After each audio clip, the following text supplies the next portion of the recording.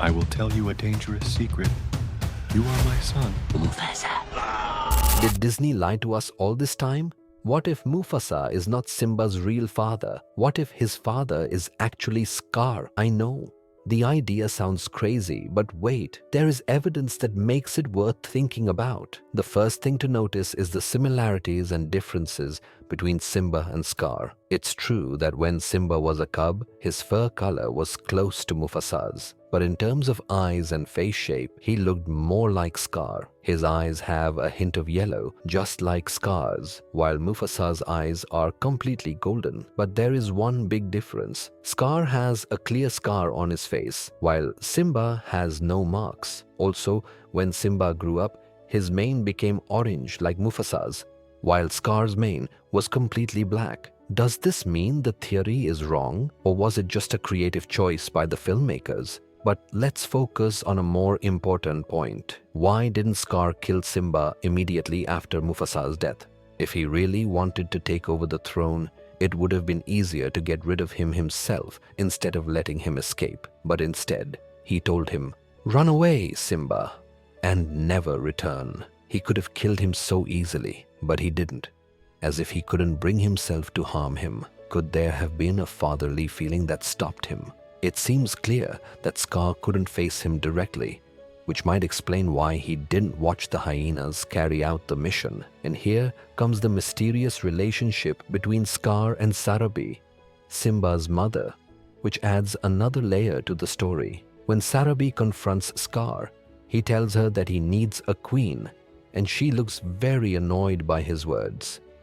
Could this be a hint at something bigger? What if there was a hidden relationship between Scar and Sarabi? Maybe something happened that we don't know about, and maybe Mufasa knew about it, which is why he always treated Scar with contempt. But the strangest thing is, why was it Nala who found Simba?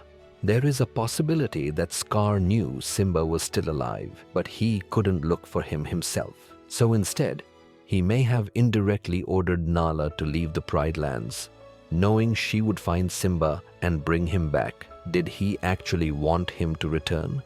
Or was he planning something else? Maybe he wanted to use him in some way, but he never expected that Simba would come back to fight him. When Simba returned, Scar's reaction was very strange. At first, he seemed happy to see him, as if he had been expecting his return. But at the same time, he knew that Simba's return meant the end of his rule, which is why he tried to get rid of him immediately. But for a moment, he looked like he was struggling inside. Was he happy to see his son, or was he afraid of losing everything? Maybe it was a mix of both. He wanted to see him, but he couldn't let him take his place. If we think more about it, we'll find hints in the movie that indirectly support this theory. For example, when Simba faced Scar at the end, Scar didn't try to kill him himself, but relied on tricks and deception, as if he didn't want to be the one to end his life.